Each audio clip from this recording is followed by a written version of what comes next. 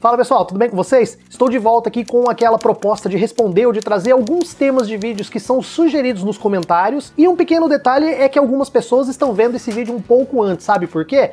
Por causa do clube de canais que eu falei no vídeo passado. Então, se você quiser saber um pouco mais e quiser saber como você pode apoiar o canal e como você pode também assistir ou ter alguns outros privilégios dentro do nosso canal, dá uma olhadinha no vídeo passado em que eu falo sobre a questão do clube dos canais. E é isso aí, e hoje nós vamos atender aí a sugestão do Rodrigo Apendino, que é um grande inscrito do canal, já tá com a gente faz bastante tempo aí, tem acompanhado, tem sempre comentado e participado, e ele me sugeriu ou comentou sobre a possibilidade de falarmos sobre a questão da inversão do ônus da prova. Mas primeiro a gente precisa falar o que é ônus da prova. Bom, quando nós falamos em ônus, nós estamos falando em responsabilidade. E quando nós falamos em ônus da prova, dentro do processo, nós estamos falando em quem tem a responsabilidade de provar um determinado fato. O objetivo dos processos, geralmente, é você chegar a uma verdade, principalmente quando nós falamos em processo de conhecimento, que é os processos em que a gente vai apurar a culpa, ou o dolo, ou vai ver quem errou, quem deixou de errar, quem pagou, quem deixou de pagar, quem matou, quem deixou de matar. Então, quando nós falamos em ônus da prova, via de regra, de uma forma muito simples, o ônus, a responsabilidade de provar o alegado é quem está alegando, é quem está acusando. Então se eu entro com uma ação civil, ou o Ministério Público entra com uma ação penal, ou eu entro com uma queixa privada, que é uma espécie de ação penal privada, e aí vocês podem dar uma olhadinha no canal que vocês vão encontrar vídeos que falam sobre isso, o ônus é de quem está acusando, o ônus é de quem está entrando com a ação. E isso é sempre assim? Não, é óbvio que não. Existem boas exceções. Via de regra, quando alguém entra com uma ação, essa pessoa está tentando constituir uma verdade, uma alegação, por exemplo, de que a pessoa não pagou, ou de que a pessoa matou outra pessoa, e sempre incumbe ao autor da ação que está querendo instituir essa nova situação, provar o que ele está alegando. Então significa que dentro do processo inteiro, só o autor precisa provar o que está fazendo?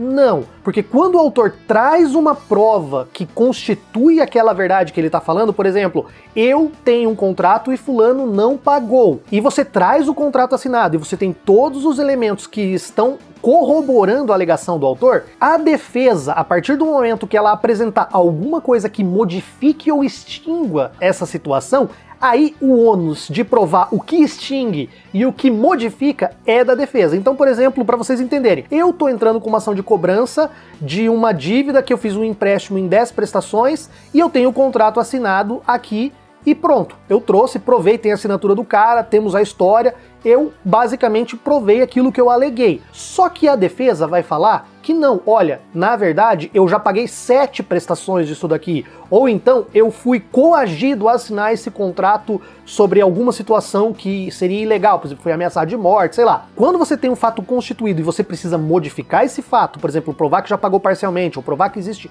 um vício, aí esse ônus passa a ser da defesa, da pessoa que está se defendendo. A mesma situação nós temos parecida no direito penal, mas no direito penal ainda tem uma grande discussão se cabe ou não cabe, tá? E vamos explicar por quê. Digamos que eu tenho, por exemplo, um homicídio, então eu, como autor da ação, eu preciso provar que alguém matou outra pessoa. A partir do momento que eu constituo isso com provas, por exemplo, tenho testemunha, ou tenho uma câmera de vídeo que aquela pessoa matou a outra, se a defesa quiser provar, por exemplo, ou for alegar que está agindo em legítima defesa, essa legítima defesa, uma vez que foi constituída a ação, né, de ter matado, essa legítima defesa passa a ser incumbência da defesa provar.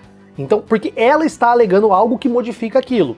Só que no direito penal, ao contrário do direito civil, tem muita gente que não concorda, tem gente que acha que isso ainda continua sendo incumbência da acusação. A acusação provou que o cara matou, a acusação também tem que provar que não foi em legítima defesa.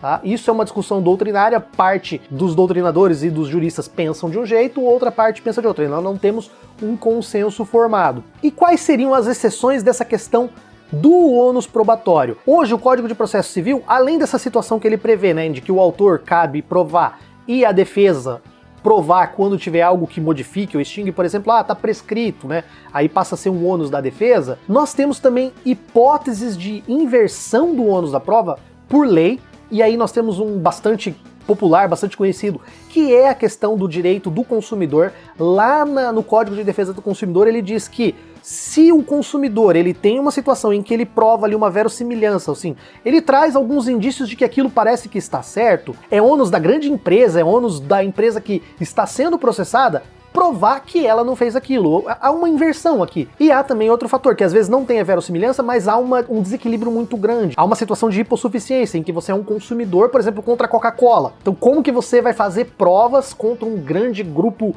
conglomerado que tem milhões de advogados, enfim.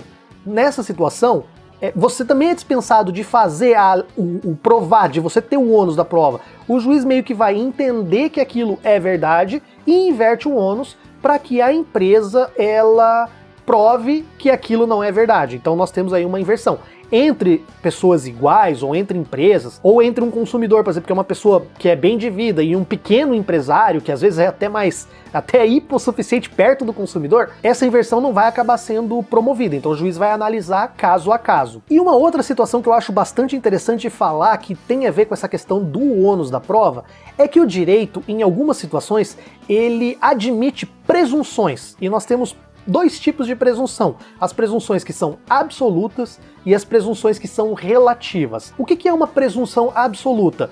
É algo que, quando acontece, o direito entende que aquilo aconteceu daquele jeito e não cabe nem prova contrário. Um exemplo de presunção, por exemplo, absoluta, nós temos com relação a tributo. Quando você tem um passivo, quando você está devendo para a fazenda pública e isso está escriturado, isso está lançado, está ativa, essa dívida está ativa, e você tem bens e você vende esses bens, você aliena esses bens, é presumido fraude, e essa presunção ela é absoluta. Você não adianta falar, mas eu não sabia, ou eu não estava agindo de má fé, eu estava vendendo porque já tinha prometido e tal. Não interessa. Não adianta você tentar fazer prova, porque o direito não admite prova. E isso tem que levar em conta que é uma ficção jurídica. Realmente pode ser que a pessoa não estivesse de má fé, mas como é para proteger, no caso, o tributário, né, a questão do direito tributário para proteger o Estado, ela tem essa presunção e você não consegue fazer prova contrária, ela não admite prova contrária. Uma outra questão, por exemplo, que não admite prova contrária, hoje já não é bem assim, mas porque teve uma mudança na legislação, que é a questão do estupro de vulnerável. Até um tempo atrás, o estupro, ele era o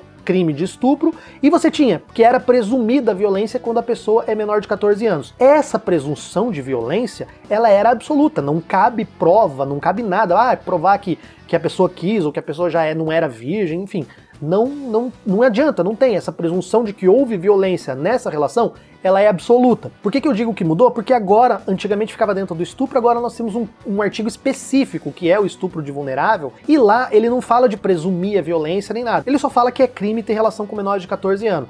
Mas a gente ainda, pode usar isso analogicamente porque é, ainda assim, uma presunção de violência. E existem, além da presunção absoluta, as presunções relativas, que são presunções que, se não tiver como provar o contrário, você vai entender de determinado jeito aquilo. Um exemplo bastante comum é o Instituto da Comoriência. O que é comoriência? É a comorte, que é uma situação em que duas ou mais pessoas morrem no mesmo evento e você não sabe dizer quem morreu antes. Por exemplo, num acidente de carro, ou num naufrágio, ou numa queda de avião, e você, se você não tiver como provar, você vai ter uma presunção de comoriência, de que as pessoas morreram no mesmo instante. Se você conseguir fazer provas de que as pessoas não morreram, essas provas são válidas. Então, por exemplo, você tem duas pessoas mortas, mas você tem uma que foi coberta, foi feita alguma coisa e a outra pessoa tá morta do lado. E só tinha aquelas duas pessoas. Você vai entender que uma pessoa morreu antes e o outro cuidou daquele antes de morrer também.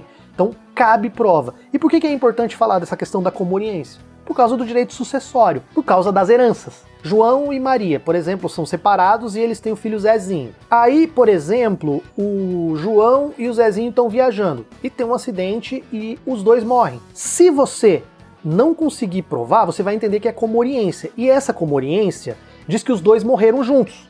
Se os dois morreram juntos, todo o patrimônio do João e do Zezinho, um não vai passar para o outro porque mortos não transmitem herança entre si. Então, por exemplo, eles não têm mais nenhum filho nem nada, é separado, mas o João tem pai. Então, a herança do João vai pro pai dele. Agora, digamos que você consiga provar que o João morreu antes que o Zezinho. Por exemplo, o Zezinho chorou, pediu socorro e depois quando encontraram, viram que ele acabou falecendo também, mas, de algum jeito você consegue provar que ele morreu depois. Nesse caso, o patrimônio do João, como ele morreu antes, ele morreu, passou pro filho dele, que é o Zezinho. O Zezinho morreu, o Zezinho não tem filhos, vai pra quem? Vai pros ascendentes do Zezinho. É a mãe dele, que é separada do João, que tá viva ainda. Então esse bem passa do pai pro filho e do filho pra mãe. Você está vendo que muda completamente? Em uma situação os bens vão pro pai do João e em outra situação os bens vão pra Maria, que é a ex-mulher do João, para vocês só entenderem como essa questão da comoriência e dessa presunção ela é importante para o direito, porque você está mexendo com situações que se modificam de acordo com a ordem da morte das pessoas. Como você às vezes não tem como provar,